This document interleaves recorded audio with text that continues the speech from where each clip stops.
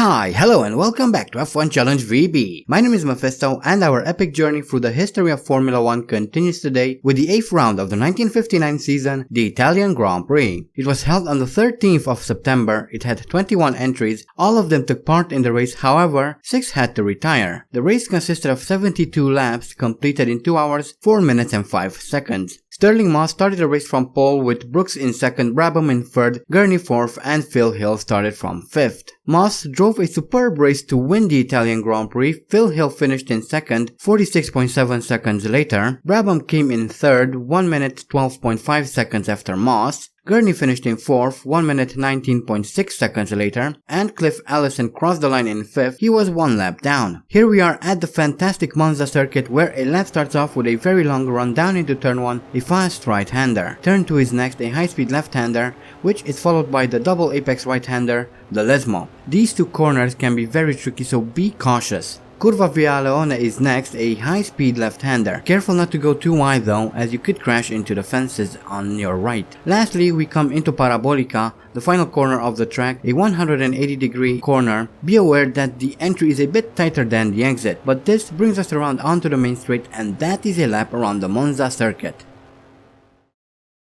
And here we are in qualifying for the Italian Grand Prix, coming around to set our first and only lap time, a 1:43.2.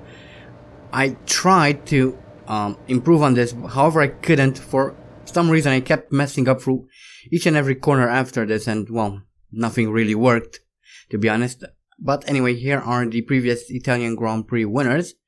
We won quite a few times here, so I'm hoping we can add our name to the list once again. That would be quite nice, I would say. But anyway, let's take a look at the grid lineup, and we have Tony Brooks on pole with Jack Brabham in second, Phil Hill third. Fourth is Innes Ireland, followed by Stirling Moss in fifth. Maurice Trintignant is sixth. Then in seventh we have Graham Hill, followed by Joe Bonnier in eighth. Ninth is Dan Gurney. Then Bruce McLaren in 10th. 11th is held by Carroll Shelby, and Roy Salvadori is 12th. 13th is Harry Schell. Then we have Maston Gregory in 14th. 15th is Gen Debian. 16th is Andy Higgs in his Porsche. Bruce McLaren 17th. 18th is Jean Berra. 19th Cliff Allison, and Ronald Flockhart is 20th. So that is the grid lineup, and here we are for yet another Italian Grand Prix. This is one of those races where generally things go well, so hopefully that will be the case today as well. We have 5 red lights, although I don't know why we have lights in 1959, because that wasn't really a thing back then. But anyway, we get a very good start and gain 5 positions already. We move up into 11th as we race towards Curva Grande. We pass Graham Hill and we move up into 10th. However, I slow a little bit down through Curva Grande because I was afraid to get too close to the people in front in case they decided to, well, lose control and crash miserably. So Graham Hill manages to pass me once again, so we fall down to 11th as we now come into Lesmo here, and yellow flags, and well, hilarity ensues because there are cars all over the place now, so make sure not to crash into anyone. But anyway, here is a replay of the start. One of the Ferraris had a very good start, however they got bogged down there, but we also had a very good start. We gained quite a few positions of the start, which is very, very nice, and I said start a little bit too many times. Sorry about that. Oh, and there was a Ferrari there crashing. I don't know if they retired, but I guess we'll see a replay if they did. And here we have Phil Hill in his Ferrari coming into Curva Grande, loses control of his car, flips it upside down, and that's the end of his Italian Grand Prix. Next we have Tony Brooks in the number 2. He also loses control of his car, coming out of Lesmo, crashes into the hedge, loses his front left, and he's out of the race. Then we have Gurney, who does pretty much the same. Actually no, he's swerving like an idiot. and then loses control of his car, crashes into the hedge and loses, well, retires. That was kind of pointless. I have no idea why you would do that, but okay, whatever. And we now move on to lap 2 here. Chasing after Roy Salvadori, we are down in 12th at the moment. However, Salvadori retires, so we move up into 10th apparently. Here's a replay of Olivier Gandebian in the number 11 Ferrari. Comes into Curva Grande, loses control, backs up into the Armco, hits it and loses his rear left. Next we have Roy Salvadori in his Aston Martin. He crashes into one of the Ferraris and loses his front left. It was Cliff Allison in the number 4. He lost control coming into Curva Grande as well, and there was Salvadori coming around to collect him. And finally we have a replay of Jack Brabham in his Cooper losing control of the car. He then gets hit by Ian Burgess's Maserati, and this looks like a repeat of a crash we saw last year. This is exactly the same crash as we saw last year, except it's different people. And here is Ronald Flockhart coming towards Parabolica, and there is Brabham, and he takes both of them out. So that's a very, very weird occurrence, incident, whatever. And here is Ian Burgess in his McLaren coming around. He hits the Brabham's Cooper, then rolls over, and he is out of the Grand Prix. As well as on lap 3 I come around to overtake Harry Schell. However, he manages to keep his speed through Lesmo 1 there and regains 6th. However, then later towards the end of lap 3 I managed to overtake Ireland, and we move up into 5th, so we are now in the points, chasing after Harry Schell once again. Hopefully we can catch him as well at some point. It would be quite nice. As we now move on to lap 4, and eventually I managed to pass Harry Schell as we now come into Lesmo.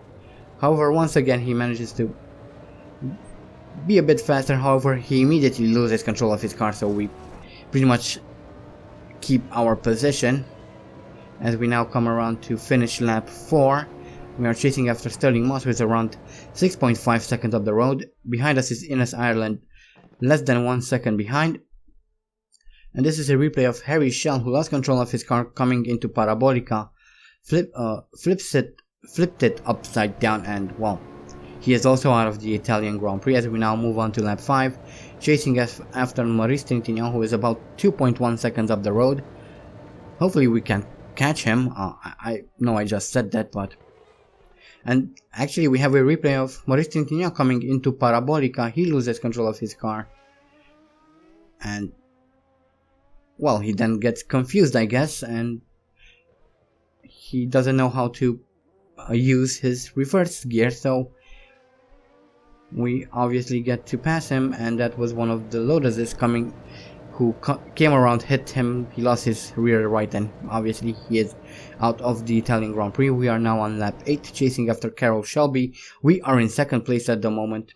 This is a replay of Maston Gregory coming into Lesmo, loses control of his car, flips it upside down, and he is out of the Italian Grand Prix. We now move on to lap 9, still chasing after Carroll Shelby. He is some 24.5 seconds up the road, and this is a replay of Graham Hill coming into Curva Grande, loses control, flips his Lotus upside down, and well, that's his race over as well. As we now move on to lap 10, still chasing after Carroll Shelby. Hopefully, actually I don't think we'll catch him because he's pulling away. He's now 25, almost 26 seconds in front of us, and this is Bruce McLaren losing control of his Cooper, flipping it upside down, flipping it quite a few times, ending up on his roof, and well, he's out as well. We now move on to lap 11. Carroll Shelby keeps pulling away from us, and behind us is Ines Ireland, some 1.5 minutes behind. And this is a replay of Joe Bonnier He's coming around to start a new lap, and it looks like he's not okay. There's smoke coming out of his engine, and well, that's the end of his race. It's been a while since we've seen a proper mechanical failure. That's quite refreshing, I guess. Anyway, we now move on to lap 14, still chasing after Carroll Shelby, who keeps pulling away from us. Ireland at this point is one lap behind, and well, we are actually looking at him right now. He comes into Curva Grande, loses control of his Lotus, flips it a couple of times, ends up upside down, and well, he is also out of the Italian Grand Prix as we now move on to lap 16. Still chasing after Carroll Shelby, who keeps pulling away, and we just passed Sterling Moss, I believe, who eventually lost control of his Cooper coming into Parabolica and glitched over the hedge there, and he is out of the Italian Grand Prix as well. So by this point there are only 2 of us left in the race, so not much point to see anything out of this. So we move on to the final lap of the race, lap 24, coming around to end the race. Carroll Shelby wins. We finish in second. Those are the only people who finished. Carroll Shelby managed to also post the fastest lap of the race, so congratulations to him, I guess.